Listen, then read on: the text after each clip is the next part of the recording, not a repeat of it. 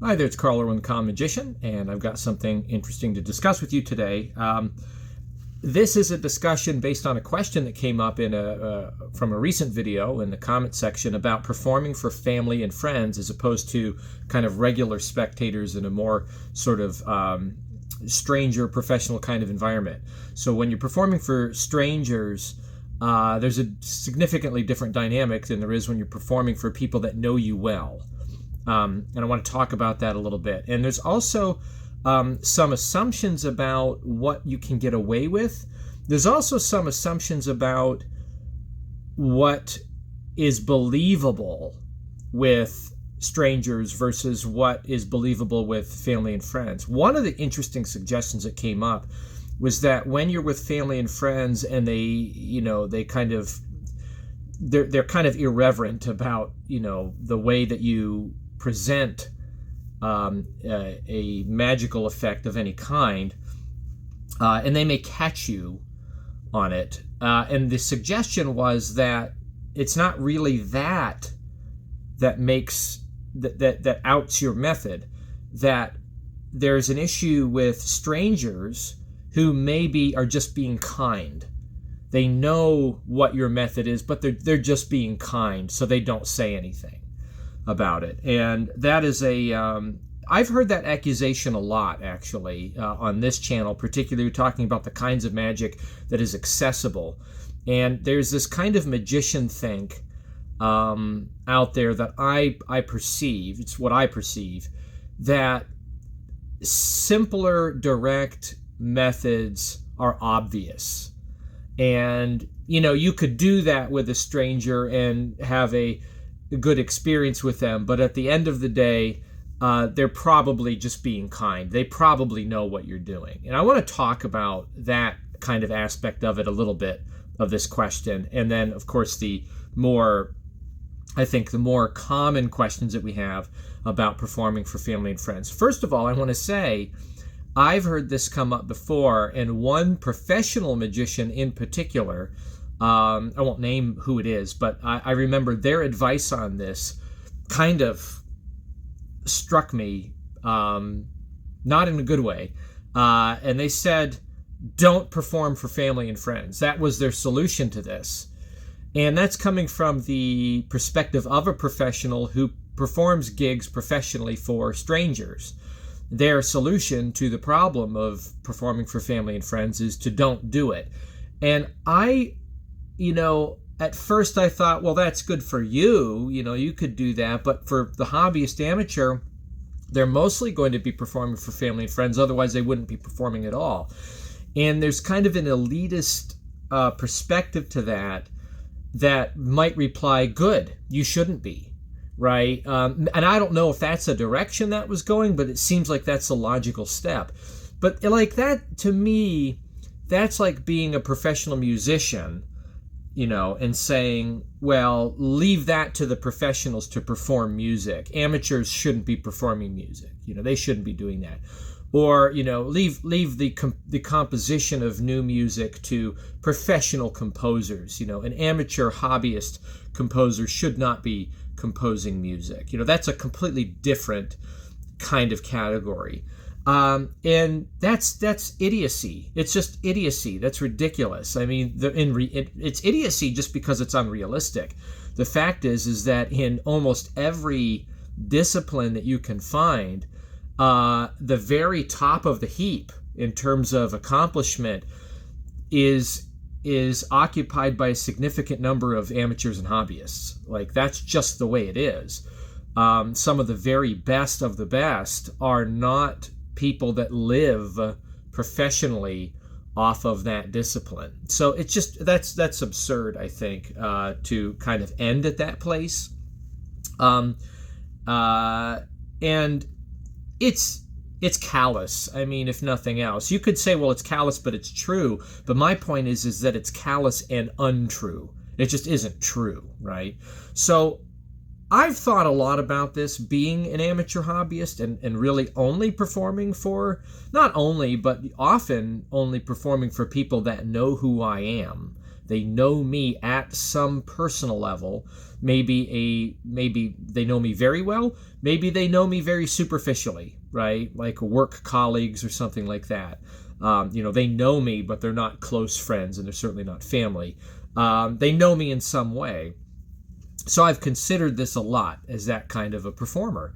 And one truth that I've come to is this, and I think it's important to start from this point, because I think it deals with that other question about simple, direct methods and strangers being kind to us when the methods are too obvious, right? This is what I've determined. Most methods will fool anyone that does not know the method. This is a logical conclusion, right? It's not like, well, over experience I've found this. It's just, this is the logical conclusion. Most methods will fool anyone that simply does not know the method. It doesn't matter how smart they are. It doesn't matter how close they are to us in relationship. If they don't know the method, if they don't know the language, then they're not going to know the language. I think as magicians, we can get caught up. Imagine this experience, and I think all of us have had this. You see a trick, you don't know how it was done. Then the method is divulged to us, right? Or through deep analysis. And deep may just mean like a second viewing. A second viewing is deep analysis. That's one of the things you're not supposed to do, is show a trick more than one time. So for us, by watching something a second time out of context, we can figure it out. So either way, you then come into the method, either through analysis or it's divulged to you. And then you think, oh yes, that's obvious. Well, that feeling of it being obvious is secondary to knowledge, right? Because it wasn't obvious before. It wasn't obvious the first time, the real time when you saw it.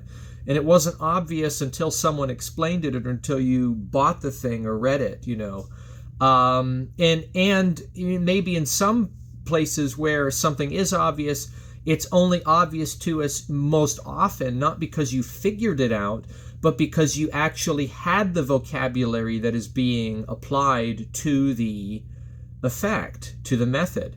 And in that sense, you already knew the method.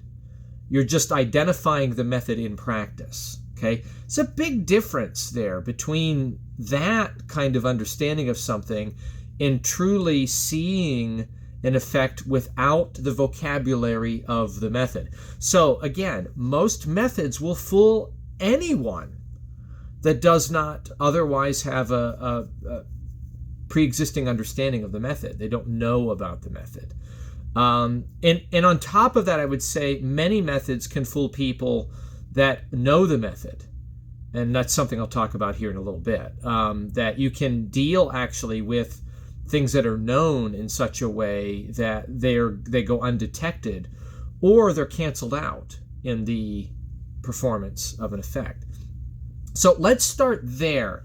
And I think if you start there, this idea that strangers are kinder to you and they just go along with something even though they understand it, I think it takes the wind out of that sail. I don't really subscribe to that. I think that if you have considered your method well, and you've rehearsed your material enough, and you're comfortable with the performance of it, provided that the people you're performing for do not know the vocabulary by which the trick operates, they will be fooled. I think that is a good assumption. There's no reason to assume otherwise, right? Now,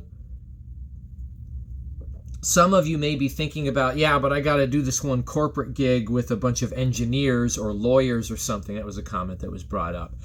And I think that there is something to be said about that. We'll deal with that in a moment. I think that's a certain kind of perspective that you have to address with that concern.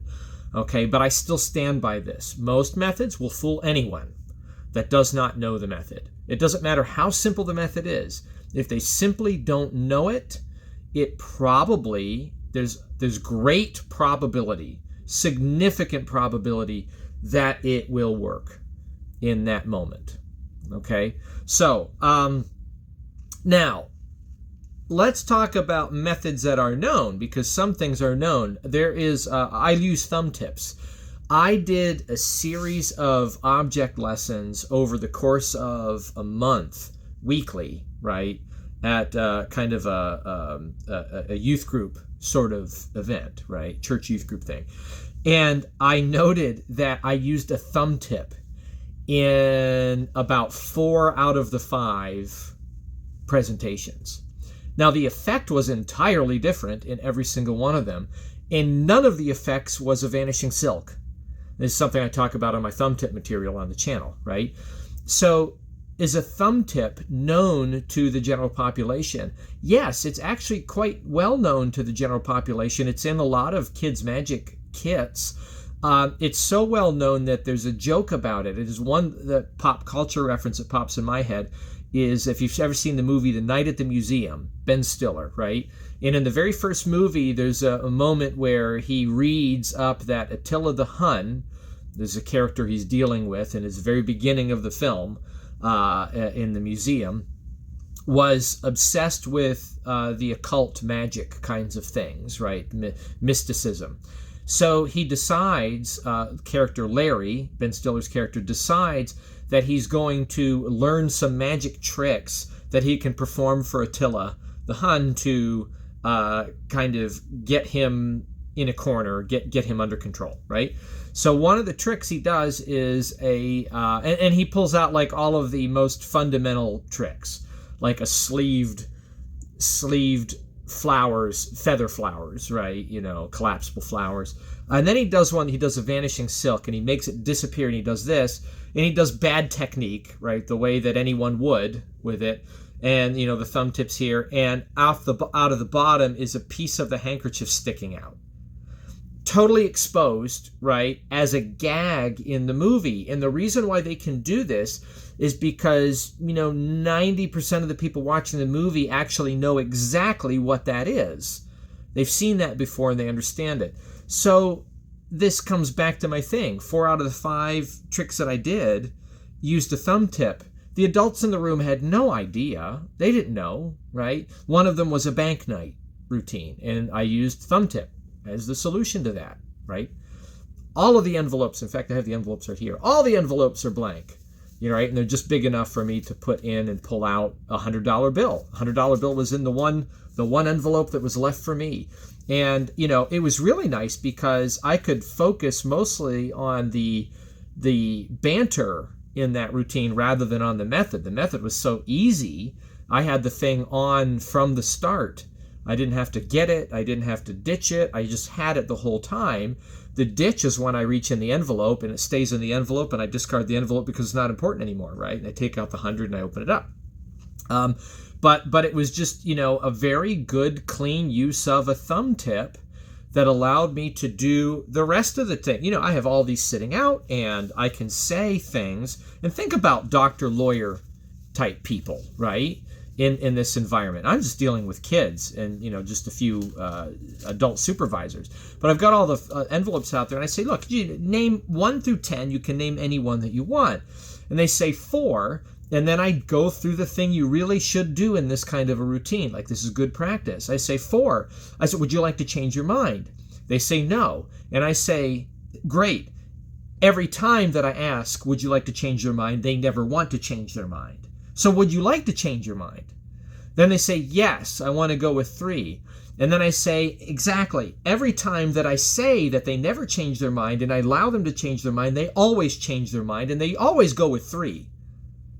Right? I'm just making this up. And you think about the interaction with people. This is fun. This is fun. Now everyone's confused and they're trying to figure out, well, what is the right choice, what to do? They're laughing. This is what a presentation is about. It's not about the thumb tip. But the thumb tip in that situation allows me to be so free and flippant about the choices, right? So if you're using a known method in an unknown way, that can be very beneficial. So I'll talk about this here just on the topic of smart people. Like another example of this would be like the 21 card trick. I won't do it here, but everyone knows the 21 card trick. I would say 70% of people know that trick. It's like the math card trick that people know. You have 21 cards. When selected, you do piles. Is it here? Is it there? And then eventually, mathematically, it gets centralized, and then, but because of that process, you know what it is. You're able to determine it after a bunch of process. Harry Anderson did a version of this on, or talked about it on, I think it was one of his lectures. It might have been a Penguin lecture. He came in, and he talks about the 21 card trick. And his version of it, I don't remember what the actual method was, but it wasn't that. But he says you do the 21 card trick and you go through all of the process, and then you get to a point where you completely violate it.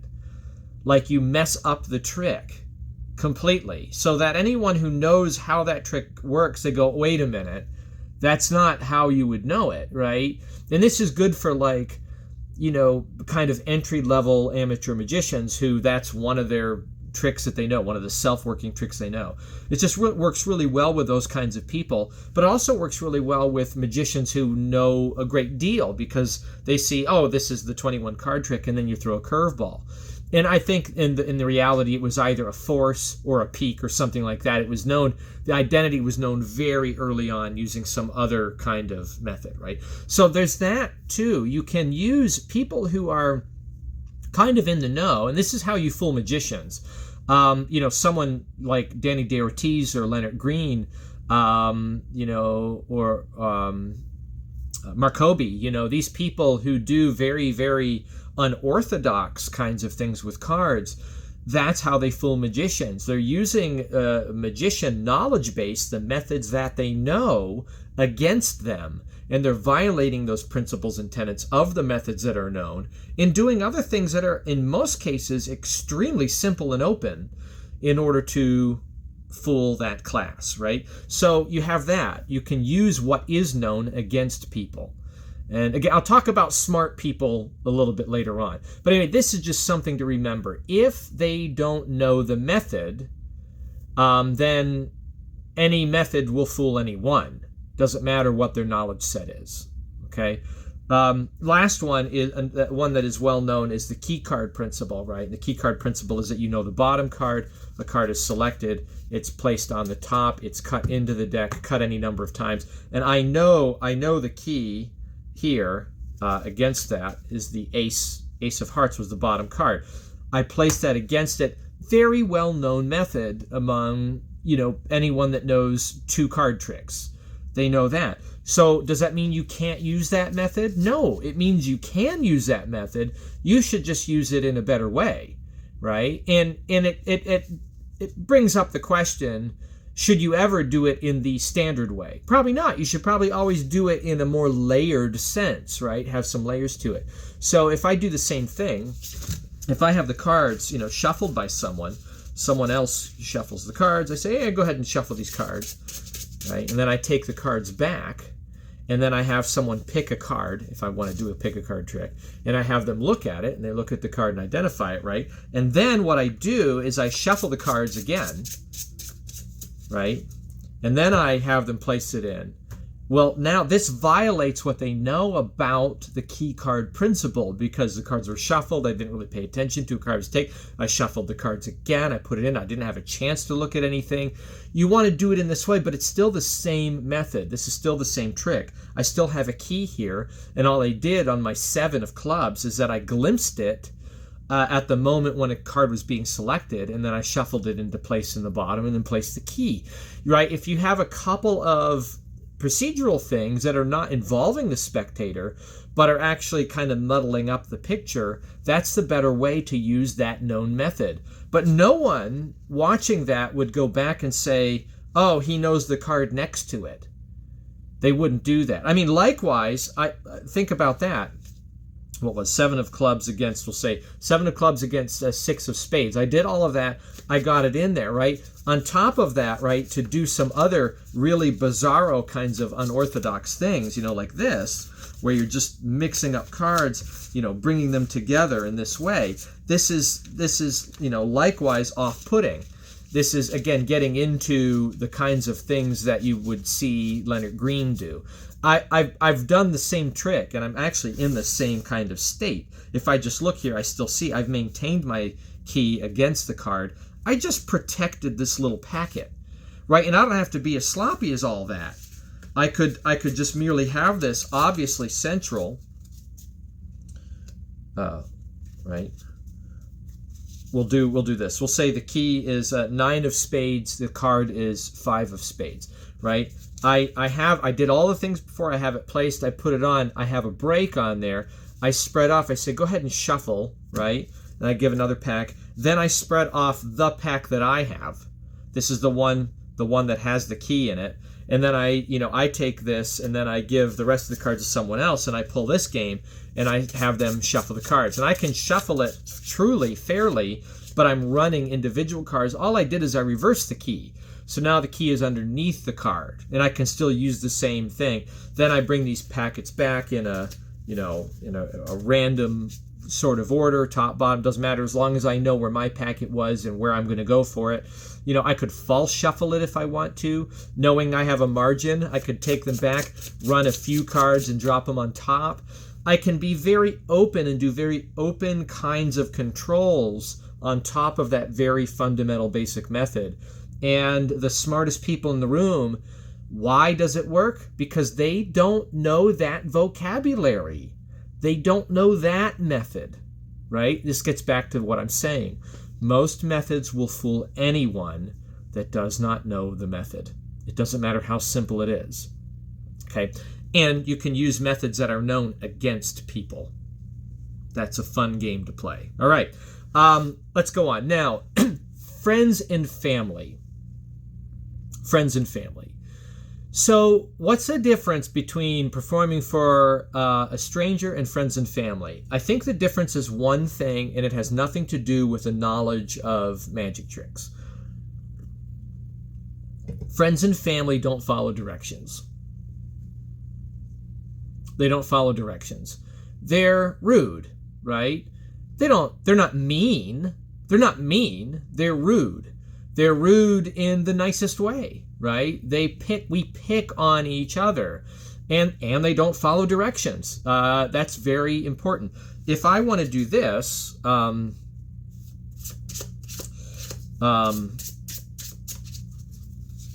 let's say I do this. I spread the cards and I say, go ahead and hold up a finger, right? Reach out and just touch any card somewhere in the middle. They reach out and they touch a card in the middle like this. They do what I told. They reach out, they touch the card, and then the first thing they do is they grab it. Right? And it means that I can't do what I need to do. I need this to be the Queen of Clubs, but it isn't. It's not the Queen of Clubs. I need it to be the Queen of Clubs. I needed them to touch the card like I said, so that I can do what is required when I separate the deck, square it, and show them the Queen of Clubs, right? It wasn't the Queen of Clubs.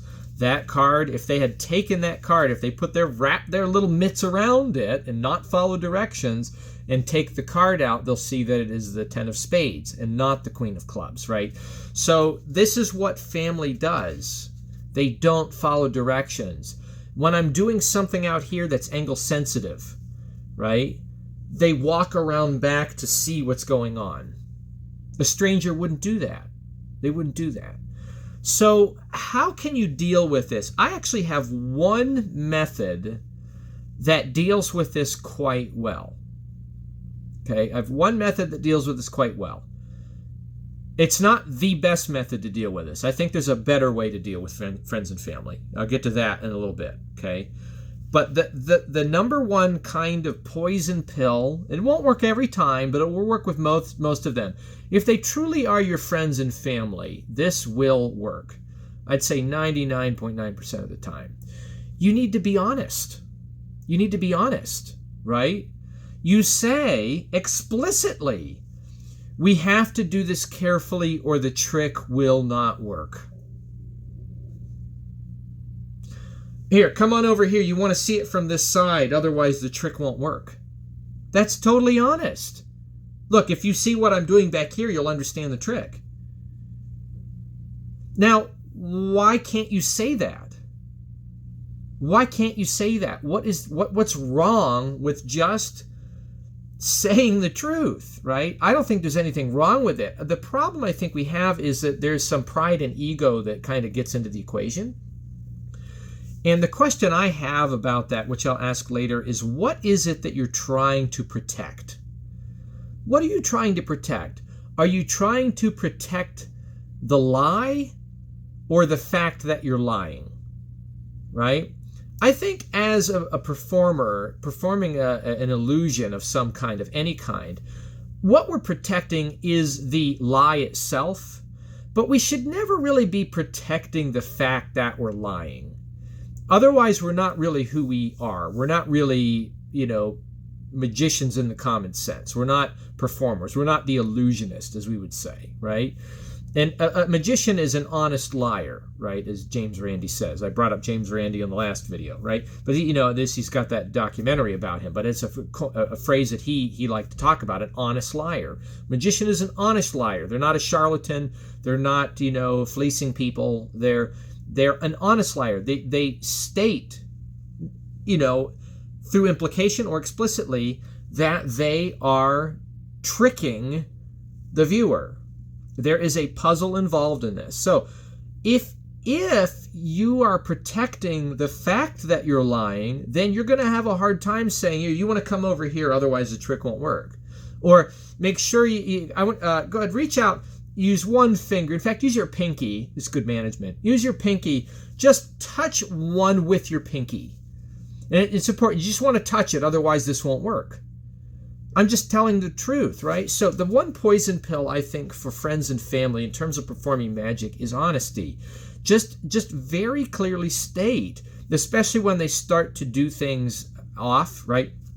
If I say, go ahead and take any card from the middle, again, good management. It's good to have good management, right? I don't want them to take the top card. I don't want them to take the bottom card for whatever reason. Those cards are important to me, right? I don't want them to do that. Maybe this is gaffed. Maybe this was peaked, right? I don't know, whatever, okay? Maybe I'm forcing something in a particular way and it's got to be in the middle and I can't force it from the top or the bottom. Whatever the circumstance, when they say, go ahead and take one from the middle, and they start to reach over and take one from the top, I say, no, it's important. You want to take one from the middle, otherwise this won't work. This may fail.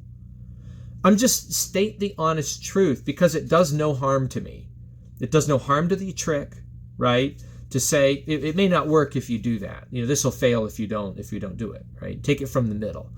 And then I can always butter that up after they've taken it, after they've complied. Okay, they take the card. I say, you want this to be hard. I could have known the top. I could have known. I can give an excuse after if I really need to protect that I'm lying. But I wouldn't even bother with that. That's not what I'm protecting. I'm not protecting the fact that I'm pulling a trick. I want to protect the trick itself, so I can just honestly state, we want to do what I'm asking you to do so the trick works. Otherwise, the trick won't work and it won't be enjoyable for you or me, right? It won't work. So that's the number one thing I can give you, right? When you're dealing with family and friends and they're busting up on you, you can always go with that. And that works almost all the time because they don't really want to harm you. They don't really want to mess everything up. They want to be difficult, but they don't really want to blow it all open, right? I mean, what's the worst that could happen? I'd say, no, you want to take one from the middle, otherwise this won't work. And they go, oh yeah, of course it won't work. And then they walk away. Well, they didn't want to see a trick. That's okay. There's people that don't want to see tricks. There's people that don't want to be fooled, right? That's fine. It's okay. All right. So anyway, that's the number one. I've got more advice on that though. But as in terms of a strategy, I think being honest and open about kind of the restrictions is a very proper way to deal with not only friends and family, but difficult strangers. Every now and then you'll get a difficult stranger that doesn't really want to comply. You say, no, you want to make sure you follow the directions here very carefully, otherwise the illusion won't work, the trick won't work, right? And I'm open to the fact that this is a trick. This relies on things going a particular way, and if they don't go that way, then it doesn't work. An old statement I remember from David Berglas that he would say, and I remember hearing it the first time in some of his recorded material and thinking, and another person that would say things like this was Chan Canasta, very similar kinds of performers that did very similar kinds of work. But he would say, like with the Berglas effect or any card, any number, he'd say, you get the card, you get the number, and they'd say, are you sure you want that card?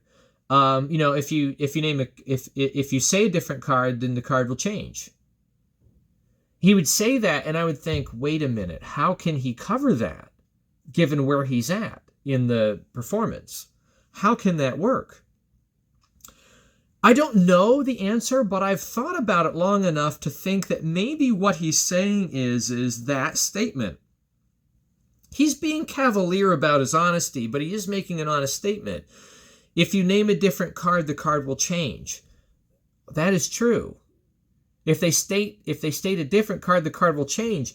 And the out that is present there is to count down to show the card as not being the card they changed to, but being the card that they named the first time. And if that does happen, think about this. Has the trick failed? No, it didn't fail. They failed. The spectator failed. They failed to stick with the right choice, right? So, there's ways to kind of do this maybe more subtly. I just don't think you have to. I think you can just be honest and state, we want to follow the instructions. Take one from the middle, otherwise this won't work. Come around here. You want to see this from the front, otherwise it won't work. This is the best view is over here. This view is my view is no good. My view gives up everything, and then it's not a good trick, right? You gotta say things that are just honest, and it people comply when you're honest. On the contrary, what should you not do? You shouldn't try to come up with covers and ways to protect the fact that you're lying. Because once you start running into corners, they chase you. You now become the prey and they're the predator, right? They're the ones chasing you and backing you into corners and situations. But if you just come right out and state, come on over here so you can see the trick. It won't work from here. You'll see things that won't make the trick work for you. You want to see it better over here, right? Here, I can wait for you. Come on over here. Right? And repeat it. People don't want to be in a situation, in a standoff. They don't want to, especially family and friends. They want to come around. What if someone doesn't want to move? What if they want to stand from there? Say, okay, come on over here. Come over here so you can see what I'm doing. This is a totally different strategy that some of you aren't going to like, but I think is the best way to do it. What's a big deal? What's a big deal? They want to know. They want to know what's going on. Let them. Why not? Big deal, right? I can have a moment with them. We can have a good moment together that doesn't involve being fooled. Why does this have to hinge on that? All right, come here. Watch this, but shh, don't say anything. Check this out, because I think this looks better from my side, right? You do the thing, and this will be funny, because as they're looking at the trick out there, you got someone over here giving reactions going, oh, right? And they're going over here going, what's going on? What do you see? You've actually heightened not only the mystery a bit, and what if they tell them later? Again, what are you protecting? What are you protecting? Okay, it's just a puzzle. It's okay. Now, learn from that you don't really want to do tricks with that person anymore. Some people you want to avoid, okay? But in the moment, you don't have to have a bad moment. You don't have to. You can just be honest. You can deal with what you've got in the moment, the people that you have and their motivations, and you can still perform, okay? So there's that. Now, going down from there, there is a claim that when you're dealing with family and friends, Well, and I've probably said this before, actually, because there's a logic that kind of leads to this. But when dealing with family and friends, there can be a logic that you should use the most foolproof methods, right? And use excessive proofs when you do that. Again, I want to return to the point that most methods will fool anyone that does not know the method. It doesn't matter how simple. It doesn't matter if they're family, friends. It doesn't matter if they're smart. It doesn't matter if they're dumb. It doesn't matter anything, okay? If they don't know the vocabulary, then they're not going to necessarily know how it works. They won't work it out, okay? There's an information gap that keeps them from understanding the tactic that would be used to accomplish what you're doing. Can some tricks be figured out? Yes. Spatial reasoning is a problem for magicians because a lot of the tricks we do happen in space. A lot of particularly smart people, engineers and those type that deal with spatial reasoning, they may reason that stuff out a little bit quicker. I'm not saying that's not true, but there's ways to deal with that. I'll talk about that when we get to that, the topic of smart people, okay? Whatever that means. But in this situation, you can kind of come, I think, to the wrong idea that you should use foolproof methods and only that when you're dealing with family and friends because they bust on you. I don't think that's true, but I think that there may be a little inkling of wisdom to it. It's probably why I've said it before and why you hear people say it. So in that situation, some kinds of things that can work really well is use really unorthodox methods. I said that I did 4 out of 5 tricks in a series using a thumb tip.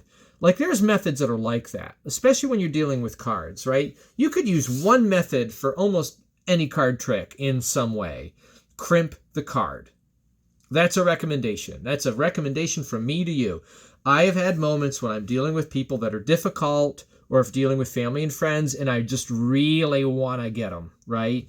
Like, I want to make things so impossible. I want excessive proofs. You know, the one way to do excessive proofs is you just crimp the card.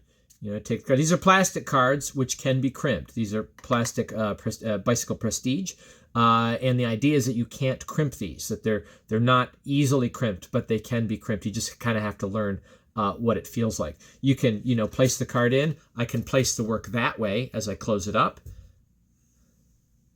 There it is. Okay. And I work it out the same way that I do with a regular card. You can do that. I could crimp the card, go ahead and point to one. This one right here, you want that one. That's the card you want, right? And then I lay the work in the back corner. There it is, okay? Now what you can do in this situation, once you've done that, what do I need to do with it? What can I do with the cards now once I've identified a card, right? Once I've identified a card, by this way, this works face up too. Go ahead and name any card in the middle. Think of a card. Name a card in the middle. 6 of Hearts, this one right here, the 6 of Hearts, right? I can lay my work in on the other side, right? Once I've done that, what can I do with the cards? What can I do with the cards now? Anything. I can do anything. I can do anything, right? It doesn't matter. I can have them shuffle them. Go ahead, shuffle them up really good and put them, put them right up and square them up for me. I'll turn away. I won't even look. I can do like the most impossible sorts of things, right? Like this. It doesn't matter. I can drop them on the floor. I can get away with that.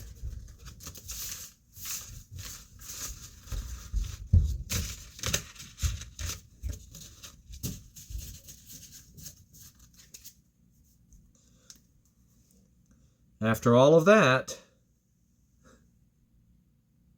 right, it's still there. I can still get back to what I need, right? So the point is that you can use, there's a couple methods that are extremely universal. Crimping a card. You can do almost any trick with a crimped card. Okay, so crimp the card, give up the deck, excessive proofs, heighten the stakes, and you could use that one method for a whole series of tricks. And, face it, of all the things that people think you're doing, that isn't where their mind is going to go. It's so unorthodox. It's so outside the realm of understanding. It's a piece of vocabulary that is not easily accessible to anybody. Okay. Forcing, like the way you force. You can worry about forcing with people, particularly family and friends that don't like. I mean, take one for example. We'll say that we do something like a riffle force, and I say, go ahead and tell me when to stop. Right there. Go ahead and take a look.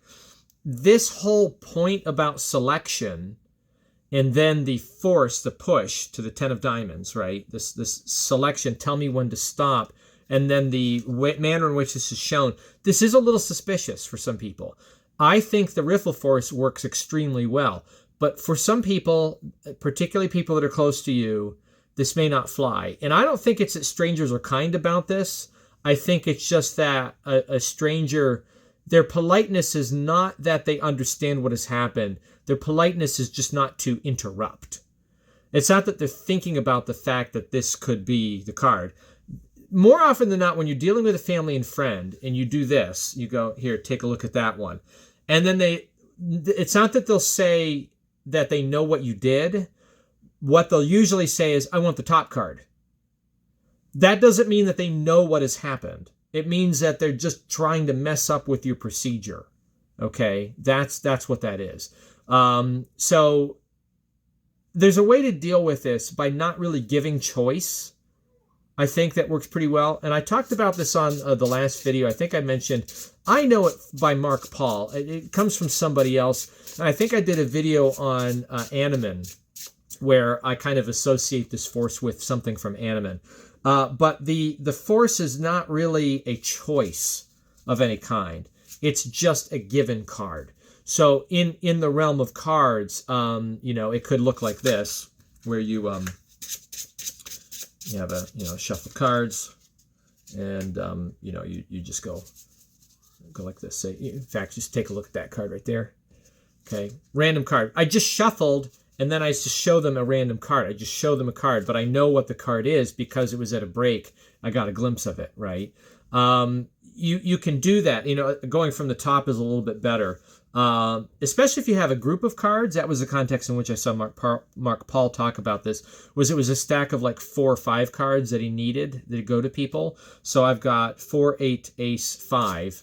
Right, and I can do any kind of false shuffle, again outside of their vocabulary. They don't know what a false shuffle is, or the types, or the idea that I might be false shuffling the cards. Right, cut it in, and then there's a little bit of the time in there, and then I go through and I say, here, just take a couple cards, and I just put out some 4 cards, and there you go. There's the cards. Okay, so it's you just give it to them. With one card, just take a card, right? And I've just made them take it. So that works really, really well as a foolproof method, as a force. Avoid a procedural force and just give them what you want out of a state which seems out of control. If the cards were shuffled, right? Even better, if they shuffle the cards, and then I take the cards back, and then I perform a peek, and I grab 8 of clubs on the top, and then I cut it in, and then I say, great, thank you for shuffling, and then I go over here, and I say, just take a card, and then they look at it, and then I can actually say, put it back in, because I know what it is. I know it's 8 of clubs from the shuffled deck that they had. I have information, and I can even now start, from the last video, I can start talking about the fact that you shuffled the cards. It could have been any card. You're merely thinking of any card. This starts to sound like a thought of card. It's a card they're thinking of, only they know it. It's 1 chance in 52. They might as well have just thought of it because it obviously was random from the deck that they shuffled. Like, this is how you get there, right?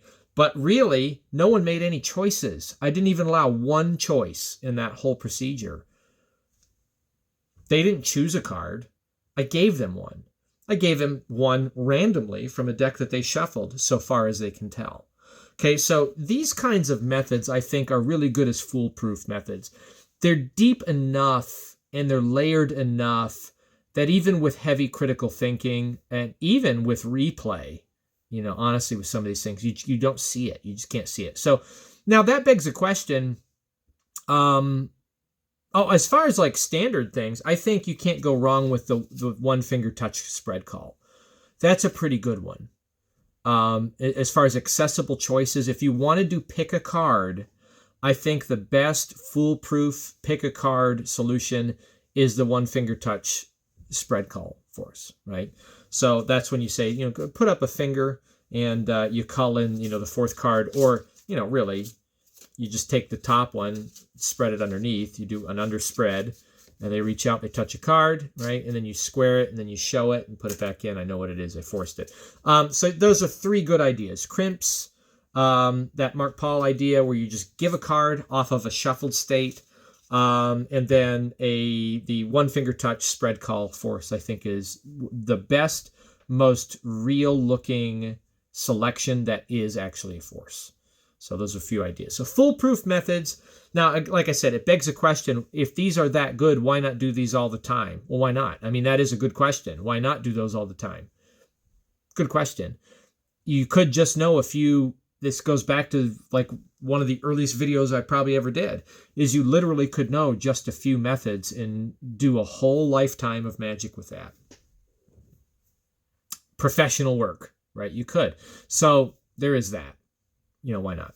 I think the answer to that is, well, some of these things, like for the forces in particular, if you do that a bunch of times, that's suspicious. So it's good to have variety. I mean, that's one counter to it. But like as far as crimps, that's a really good method. Anyway, now, you also need to realize that they don't know what you're going to do. Okay, it doesn't matter. This is a key, and it doesn't matter who you're working with. You might think you're working with really smart people, but the fact is they cannot possibly know what you're doing next. As a teacher, I learned very early, actually, and I'm fortunate in that way, because some teachers don't figure this out for a long time. And no one told me this. I just kind of had to sort it out. But I'm telling you, if you're a teacher out there, this is something. If you have a problem, particularly with classroom management, I do not have a particular problem with classroom management. That is not a fault that I have. Okay, I don't have to deal with discipline very much because I have a way of doing things that they do what I want them to do. Okay, and one of the reasons why that is because I am over top of where I want the students to be. Okay, I'm always positioned on higher ground than where they're at. I remember, those first few times ever teaching in front of young people and having this fear, this terrible fear. And the fear is simple. It can be chalked up to this one thing. I just don't know what they're going to do. I never know, what are they going to do today? Oh no, it's that class. What are they going to do today? What are they going to do today? Right? And it took me a while, pretty quickly, but it took me a little while to realize, if that's how I feel about them, I need to get them to feel that way about me. That's where I want to be. I don't want to walk into the school day or walk into a class thinking, what are they going to do today? I want them coming into the door, into my classroom, meeting me in the hallway thinking, what's Erwin going to do today? Right? That's where you want to be. I want to be the one that they're looking out for. And this applies to everything. So like if you are very meek and mild-mannered, you're going to have a problem here. You got to be a little bit outgoing, but you have to be moving at a pace where you are moving and doing things and they don't know what you're going to do. I'm not worried about what my friends and family are going to do whenever I perform magic. I'm just not worried about it. I need to be working in such a way where their concern is, what am I doing? They need to keep up with me. They need to stay on task with me. They need to follow the instructions I give. I got to move at a brisk pace. I got to have a smile on my face and be direct and be intentional and keep on moving, right? And the things that I do should be kind of surprising. I'll get to asking questions in a little bit later. But when you ask questions, the questions should be a little off-putting, a little surprising. It makes them think. It keeps them on their toes. I'm not on my toes. I'm sitting back in the easy chair because I have control over everything. They're the ones chasing me. I'm not chasing them. Okay, so that is a strategy. It's not that you don't know what they're going to do. The answer is that they don't know what you're going to do. You got to be in that mode. They don't know what you're going to do next. And just from a method standpoint, that's why a lot of methods work, is that they don't know where the trick is going. You don't ever tell them what you're going to do in the effect. 101, right? You don't tell them, well, what we're going to do is at the very end of this, you're going to see this happen. Okay, let's begin. You don't do that. I mean, there's some tricks where you can do that. There's some tricks where it's even beneficial to do that because it helps the method a bit. But I think, 9 times out of 10, that's not what the strategy is. The strategy is actually to do things that seem unrelated to where you might be going. That also is a strategy I'll go back to, particularly with people that you're worried about with their intelligence and spatial reasoning. You can use material where the effect is completely off base from what the assumption was. Like the best example I can give of this is the old salt shaker trick. You have the coin on the table, salt shaker or glass, right? Napkin on top of that. I'm going to make the coin go through the table or disappear, whatever. You do the thing, right? Exposed because there's a napkin on this, right? I get rid of the glass at the back of the table. They're thinking about what I've told them. I've told them what's going to happen, and then what happens is the glass goes through the table. That kind of magic hits really hard with people that are good with spatial reasoning because their reasoning has been guided. They're thinking about what they've been directed to think about, and the outcome is a total surprise. It's something that they've just not been clued into. How are they going to trace back on that? You can't trace back on things that you've seen, but you didn't know that you saw. Right? If I say I'm going to make the glass go through the table, through the coin and the table, and then I say, look at the coin and I bring the glass back here, everyone's going to know what I did. But if I'm saying the coin's going to go through the table, the coin's right there, and I do the game, yep, it's gone. Okay, I'll bring it back. It's come back up through the table. Isn't that amazing? Now I've got a good distraction. This is just such a good, I think I did a video on this years ago about this as an analogy for that kind of magic. So you can do that kind of magic. The problem with that kind of magic is that you can probably only get away with it once or twice and kind of separated. You can't keep doing tricks where everything that happens is not what you say is going to happen. That's one problem. So if you're only doing a couple of tricks, though, you can do that kind of as a core element of your method. And that really is good for people that have high spatial reasoning, that might not know the vocabulary. And again, I go back to it. Most methods will fool anyone and everyone that does not know the method, even very simple ones. So you don't have to think that way for smart people. Again, smart people, another topic here. You must be fluid, you must be comfortable, and you must be yourself. When you're dealing with family and friends, you have to be yourself. I argue that you should just always be yourself. There are some magicians out there who have a persona that they do in their professional act. I get that, and they can do that. And they would say you should never be yourself. You should always have a specific targeted persona that enhances the experience. I get that. But when you're dealing with people that know you, you have to be yourself. And as a hobbyist amateur, I think the best way to work is to be the best version of yourself. You can change who you are. I don't know if that occurred to you. You don't have to be a particular kind of person. If you are shy, you don't have to stay shy. You don't have to be shy. If you're pompous and outgoing, guess what? You don't have to be pompous and outgoing. You can be a better person. Right? So, when you're dealing with family and friends, you need to be an honest representation of yourself, but you should be the best version of yourself. You do not want two things. You do not want to suddenly change into Mr. Performer Dude. Okay? If I normally talk kind of it this way with this cadence, when I do a magic trick, I need to talk with this kind of cadence, right? If I talk with this kind of cadence and then I go to do a magic trick, I don't want to come out and go, so step right up and let me show you something amazing. That's just off-putting. You don't want to do that, okay? Likewise, if I talk with this kind of cadence and, I do things at this kind of speed, I want to do it at that speed. I don't want to go, so go ahead and take one card. Okay. So you took one card. Okay. Now, I want you to place that card on top of this packet. Okay. Right? You got to know what you're doing, and you have to execute it in a way that is like you. Doing the trick has to be like eating a bowl of cereal. Okay? It's got to be like brushing your teeth. It's got to be like the way you tie your shoes. It has to be relatively automatic and inevitable and flowing. Okay, you have to be a fluid, comfortable version of your best self. That is essential whenever you're working with family and friends. You cannot change who you are. It's a big mistake, one way or the other. All right. Now let's talk about smart people. Smart people know as much about method as dumb people.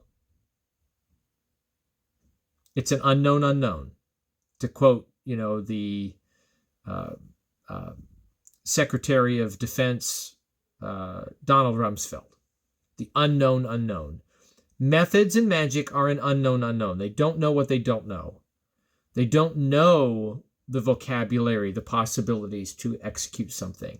Smart people know as much as the dumbest person you know. And I'm just going to say this, and I don't know what kind of heat I'll get. I'm just going to say it. It's my observation. Some of the dumbest people I know are the smartest people I know. Okay? Some of the dumbest people I know went to an Ivy League school. Some of the simplest, less educated, least educated people I know, simplest people I know, are some of the cleverest people I know. They're just wicked smart, right? You cannot know what you're going to deal with. What you can know is a person's background. Smart people who know that they're smart people are extremely weak as spectators because they know that they're smart. Okay? Sometimes those are the easiest people to fool. A magician can be the easiest person to fool because I know their vocabulary and I know that they know the vocabulary that I know. All I have to do is do something outside of that vocabulary and I've got them. If I just do something unorthodox, I've got them. I can even hide a method that they know in an unorthodox way and I've got them. Right? So just keep that in mind. Do not worry about performing for engineers and lawyers. Do not worry about this. They know as much about method as dumb people. Okay? That's just the truth. And they're at a disadvantage because they don't know what they don't know. Okay? They don't know what they don't know. Most of this is just a pep talk. I mean, at the end of this, I guess what I'm saying is just perform the same stuff for anybody. Make sure your magic is good and just perform it for anybody. It doesn't really matter who you're dealing with, right? I think that's true in a lot of ways. I think that is true. And there's some exceptions. I know you're going to, like we just got off of the invisible deck stuff. Would you want to do an invisible deck trick for family and friends? Maybe not. Unless you have a calculated out. I use my invisible deck and I get rid of the thing and move on to something else in such a way that puts that out of play. Like you can prepare in that kind of way to avoid those kinds of circumstances. But I think in general, I really am saying just find material that is good material and it will work for everybody. It should. It really should. And you should assume that that's the case. Another thing about smart people, particularly people that are good with spatial reasoning. They understand spatial reasoning. What they tend not to understand well is time-space reasoning. Okay, you have space, you have time, you have space-time. And you can think of this in terms of, astrophysics or, Back to the Future or whatever. I like to think of this in terms of music because I'm a musician. Music is an art that happens in space-time. And one of the examples I give to this is if I'm painting something and I make a mistake on the painting, what can I do? I can paint over it. I can blot it off and paint over it. I can fix it, right? If I'm working in that kind of art. If I'm performing live music and I make a mistake, what can I do? Nothing. Can't do anything. It's in space-time. It's in time and the things that are happening in kind of a spatial sort of way. One thing happens sitting next to something else kind of in space, but it's in time-space, right? Or space-time. It's happening in this way. I can't unclap my hands, and I can't clap them differently in that moment. That's what I did. It's already done. It's done. That's the end of it. This is something that can work against people that are good with spatial reasoning because magic happens in time and method happens in time. When I'm doing my method, if I'm working in methods that happen in an order of operations, it's a little harder for people that are very good with spatial reasoning to think about as opposed to what is happening physically, right? So think about your methods happening at the most opportune time for you and the most disguised time for them. That is something you should consider. I don't have a really good example on this, but I think it has to do with kind of divorcing information from, divorcing information from procedure, right? The information that is known is kind of set apart from the procedure that was used to get the information.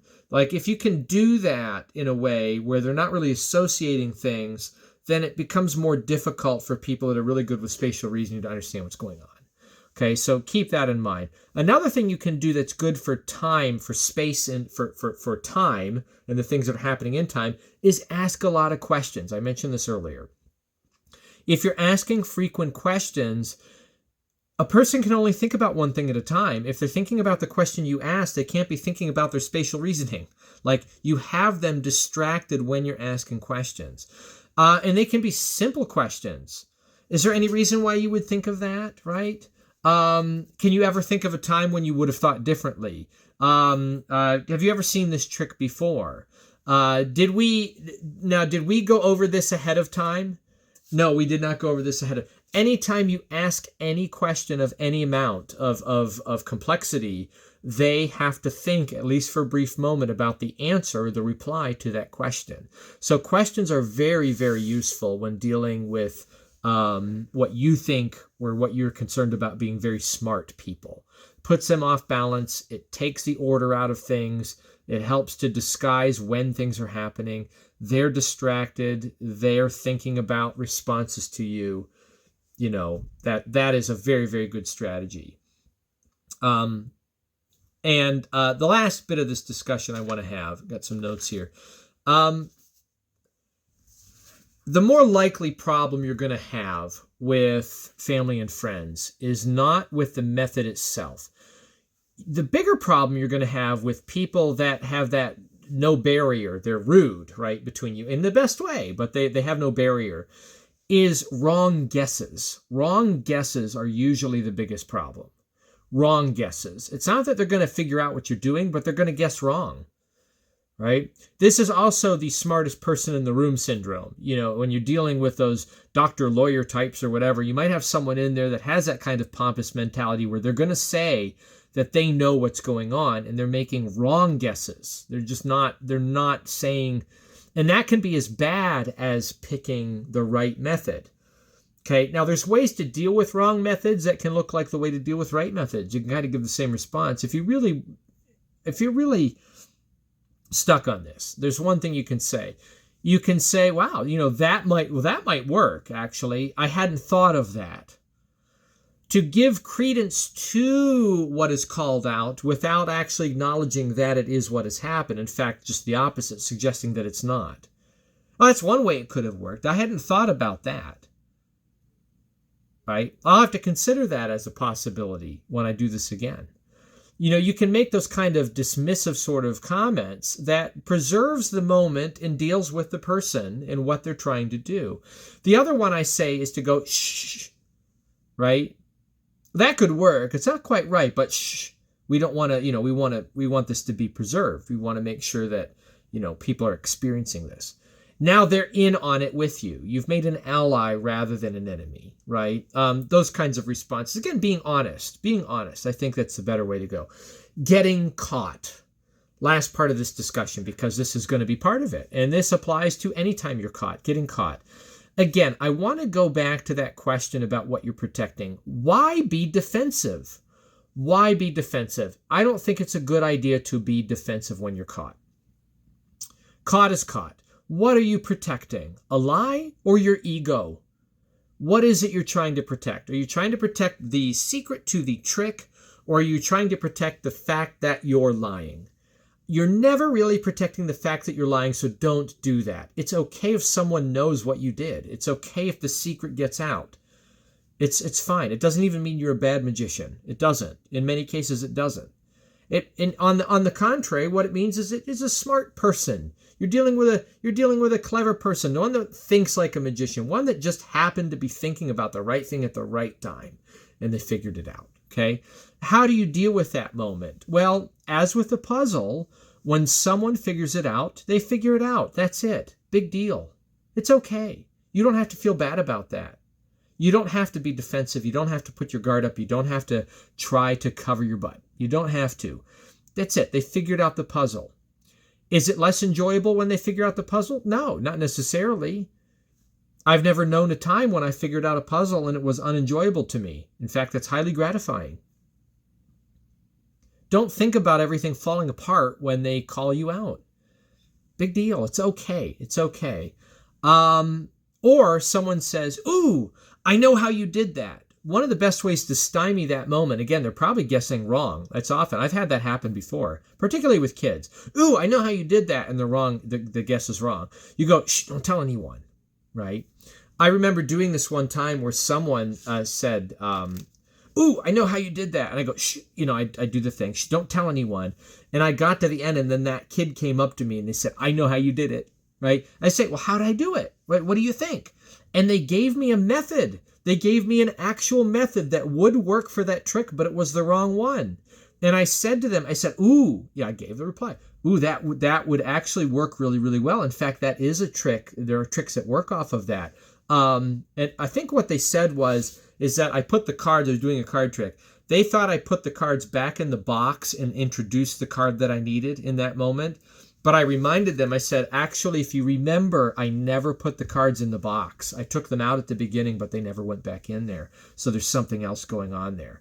And then for them, they're at least back into a place where it's amazing and they don't know. Okay. And that was a private conversation. It wasn't some kind of big open, okay, everyone pay attention. Let's work this out and make sure that you know that I'm still great. Okay. That's never our objective. It is okay to get caught. It's going to be rare because you're going to pick good magic.